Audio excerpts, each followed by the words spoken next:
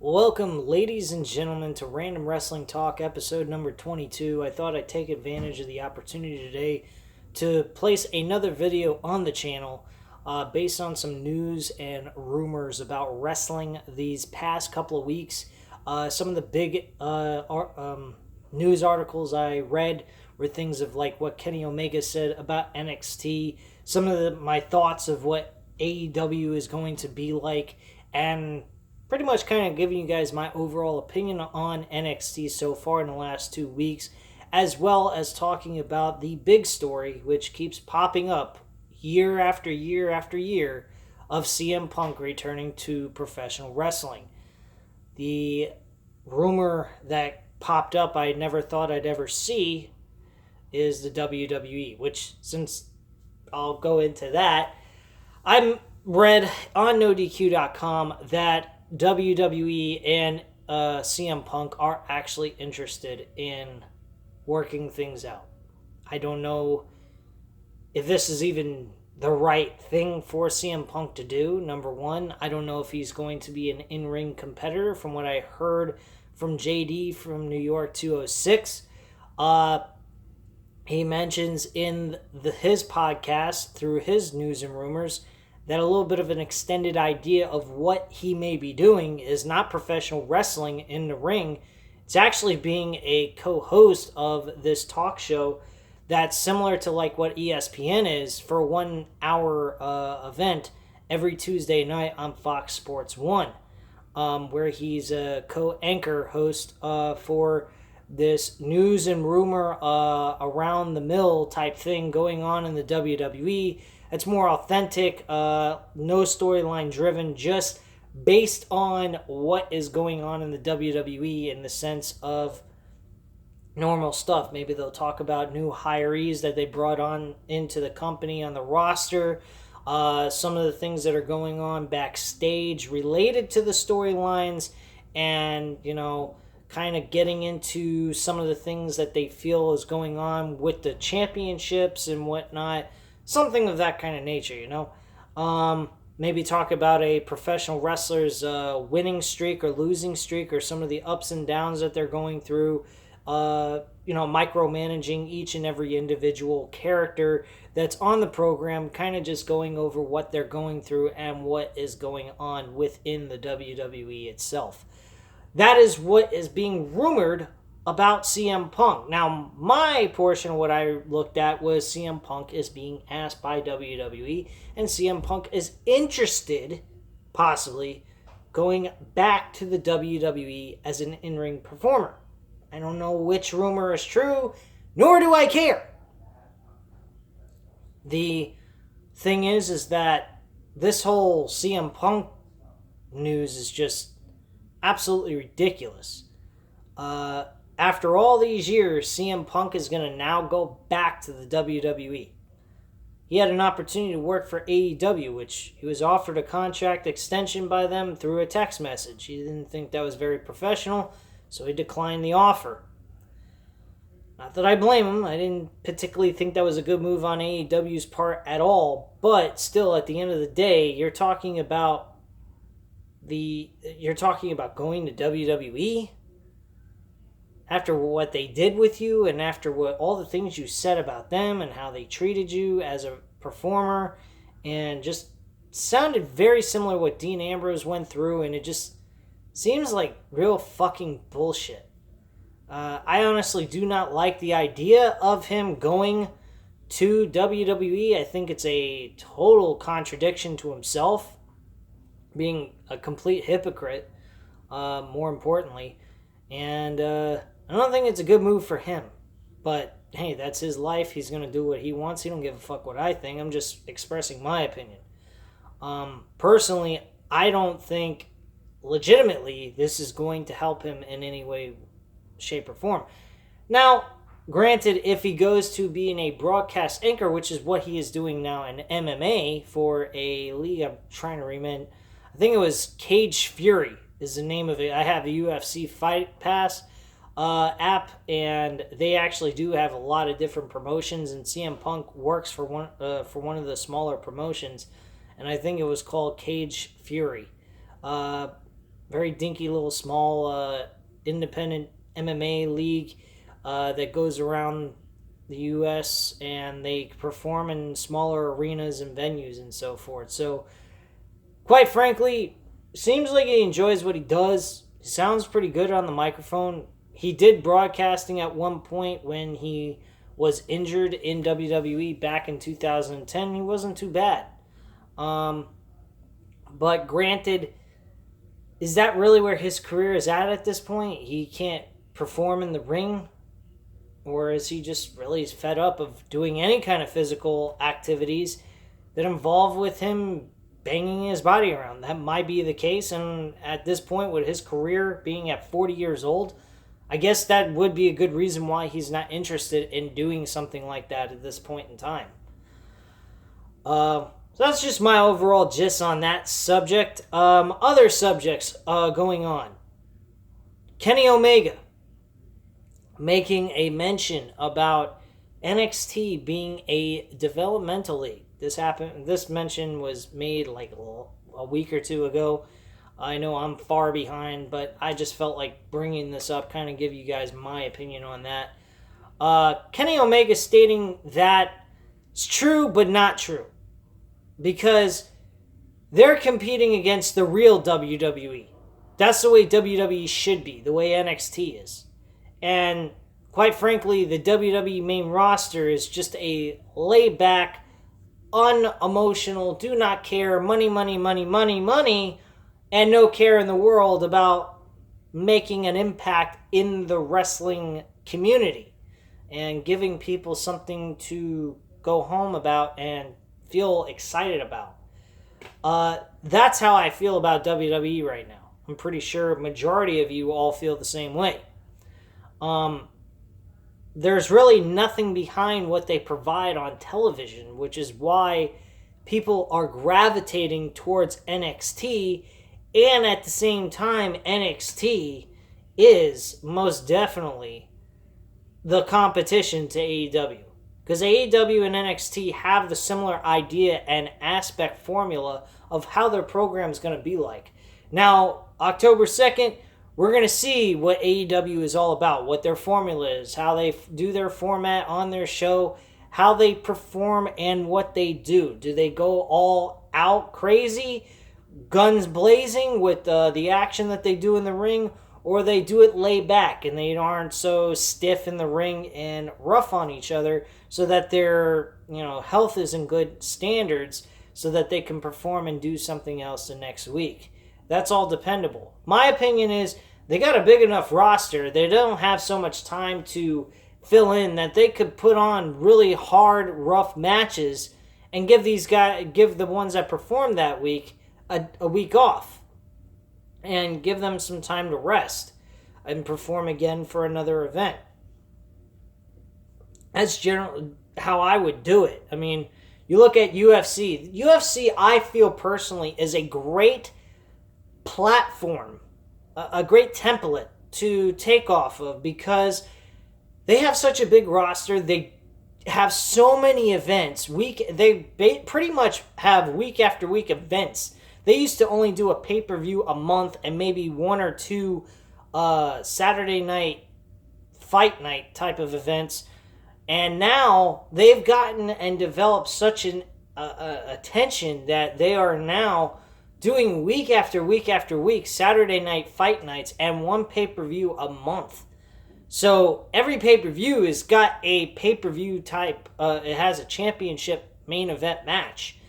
Everything else, I mean, with the fight night events, once in a while they take their lower level weight class championship matches and put them on for free on TV or now the the ESPN Plus. But they are really trying to get a lot of attention, and they are providing week after week a lot of fights. They're not using the same guys week after week. They're able to spread it out and whatnot. And that's what the AEW needs to do. That's what NXT does. NXT will provide you a high-octane matchup and give you that for a main event. The rest of the show, it's kind of like more laid back, using developmental talent and getting the bigger star over, making them look strong into a big match or something like that. So that's how I feel on that subject. Well, not how I feel, but that's pretty much how I think this should go for AEW. But AEW is not facing a developmental promotion. They are facing the legit, real WWE that WWE should be. They are a real threat to them. They are real talented wrestlers. And for Kenny Omega to make that statement puts a lot more pressure on AEW's first premiere episode.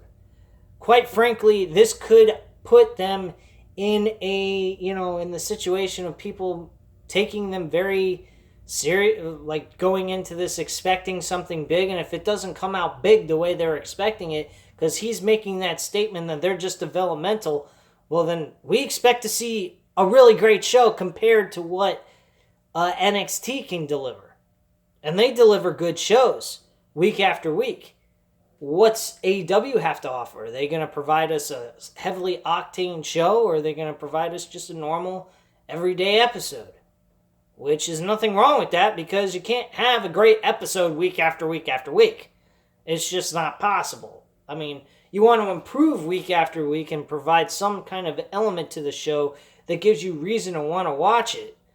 But when you provide something that's average, well, you're saying you're better than that, and NXT being a developmental system is providing good shows week after week, we expect to see a fucking 5-star event. A 5-star episode. So, they're putting themselves behind the 8 ball, I think. Which is not a good thing, and also taking some of the people that are interested in them away from them, because they are also fans of NXT. So that could be a possibility that might happen. They may not get the same type of viewership that they would have if he wouldn't have made that statement. But that's just how I feel on it. Me personally, I think it's great competition. I think it was awesome from the horse's mouth, but at the same time, there could be consequences to it. Just saying. But do I like the enthusiasm? Do I like the passion that Kenny Omega has and what he delivered towards this? Yes. I just don't think it was great to insult NXT while NXT is just doing their own thing.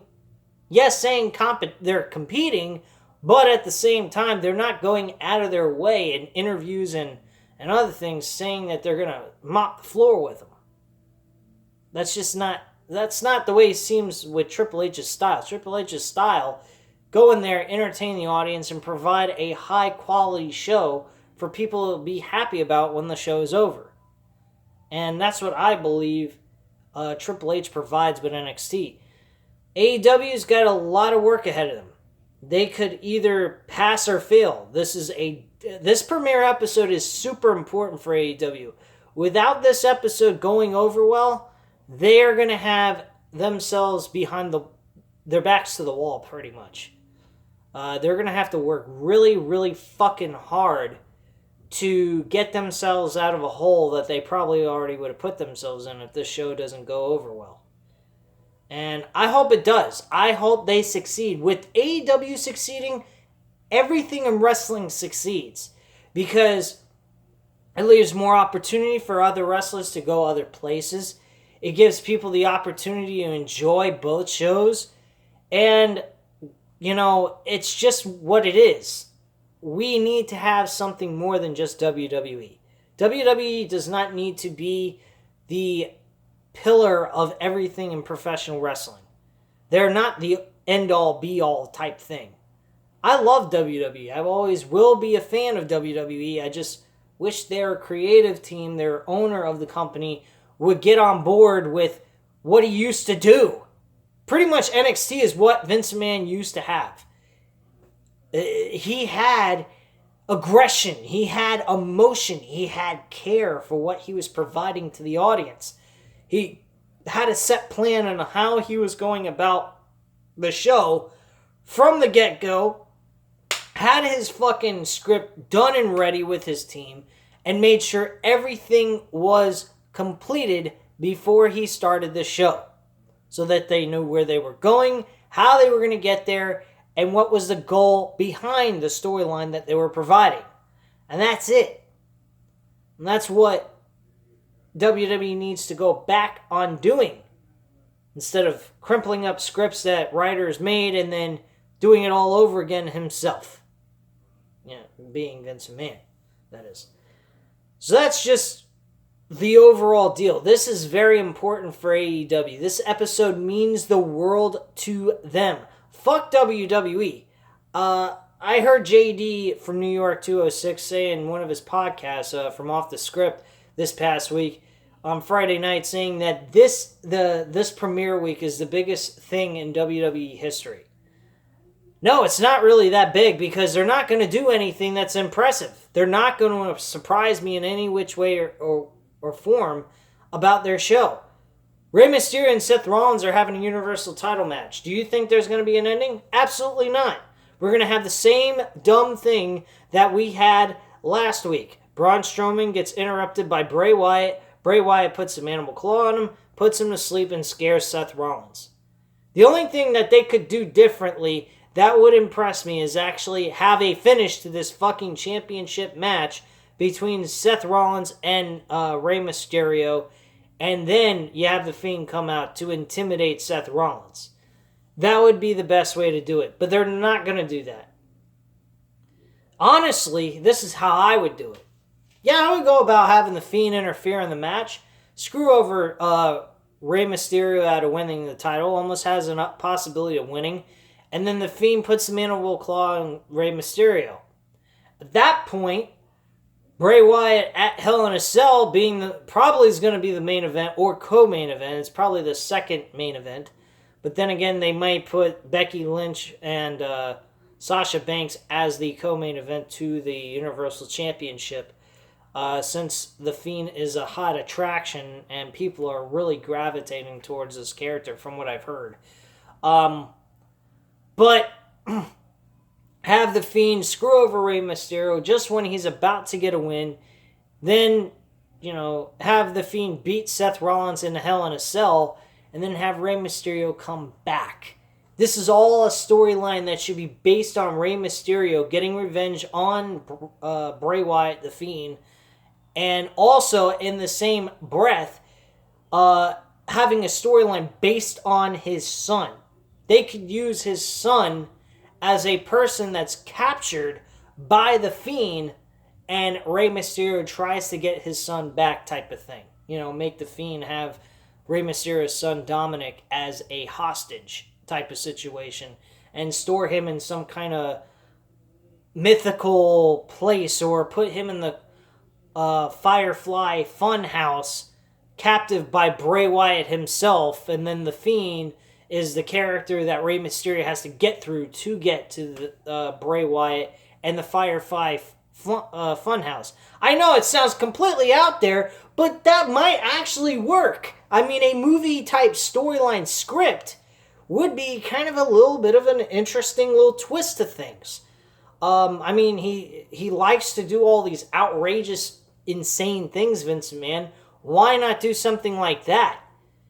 That would be something totally out of the box, and it would be great to see. So, I honestly think that I think that the best thing they could do is have The Fiend fuck over Rey Mysterio, have Rey Mysterio be part of the so-called Firefly Funhouse Wall of Friends that they got going on over there. Rey Mysterio comes back after The Fiend wins the title, and he goes ahead and he wants to challenge The Fiend for the Universal Championship after Seth Rollins gets his second loss to The Fiend, because I'm sure they're going to have a rematch for that bullshit. And then have The Fiend go one-on-one with Rey Mysterio for the title. And then Rey Mysterio's son Dominic gets captured and he's a hostage in the Firefly Funhouse. And at some point, maybe bring Dominic into the realm of things of like being in a tag team match with The Fiend versus whoever The Fiend could get another partner for. I think that would be fucking awesome. That would be a pretty cool idea, I think. just my opinion. You guys leave your comments and opinions down below on that one. I'd really like to get some kind of opinion on what you guys think about that storyline. And just tell me what you guys think of that one. I think that was kind of creative and a little bit out of the box for WWE to do something like that. So, let's now go into NXT for the last 2 weeks. Rating-wise, they had a 1.1117 the first week, their premiere episode. This past second week went down a little bit. They went to 1.107, I believe it was, of millions of 1.107 million fans watching this second week. So it went down just a tad bit. Does this scare me in any way? Make me wonder if NXT is going to lose their viewership more and more each week like WWE does? Absolutely not. I do believe they're eventually going to get a bump back up in ratings. So that is definitely going to happen. I personally feel that if people care so much about the ratings with NXT, they should tune in. I think a lot of what their loss of ratings is that people can tune in for this show every Thursday night. Personally, if they really wanted to, they could just make NXT be on Thursday night so they wouldn't lose the viewership and people would actually tune into the show. Or they could go ahead and take the ability to watch the NXT episodes off the WWE Network on Thursday nights, and they have to wait a whole entire month before they can actually watch the episode, which they do at Raw and SmackDown anyway. Do I think that would be a good idea? As for the company's aspect, yes. I think that would be a great idea because then you would get a true rating of what the viewership is. But at the same time, you're competing against AEW. People that are huge fans of professional wrestling are going to tune in for AEW. I am definitely going to be one of them. So, at the end of the day, do we really, as a fan, do you really care to go ahead and go out of your way to watch NXT when they're going to give it to you on Thursday nights on the WWE Network? Absolutely not. I don't think that NXT should be on the USA Network, personally. I don't think they don't have a reason to be there. Not because they're not a great show. It's because you're giving people the opportunity to watch this fucking show anytime they want. They're competing against AEW, which is the real promotion, while NXT is the WWE form, the promoter of NXT. And people are just, I honestly feel disappointed in WWE overall, and not to mention given the opportunity to watch it on WWE Network and then skipping out on AEW altogether, not being able to watch it at all. Really fucking stupid as us fans. But for WWE's standpoint, they're better off taking it off the WWE Network, not allowing people to get access to it until a month later. I personally think that would be the best idea for them to go with, because going with this idea is only hurting them viewership-wise. So that's just how I feel on that issue. The whole entire thing here, we got wrestling up the wazoo. We got fucking 3 hours of Raw on Monday nights. We got 2 hours of SmackDown on Friday nights. We got 2 hours of NXT and 2 hours of AEW. That is a total of 9 fucking hours of professional wrestling. And then you also have the 1 hour show if you really want to tune in for the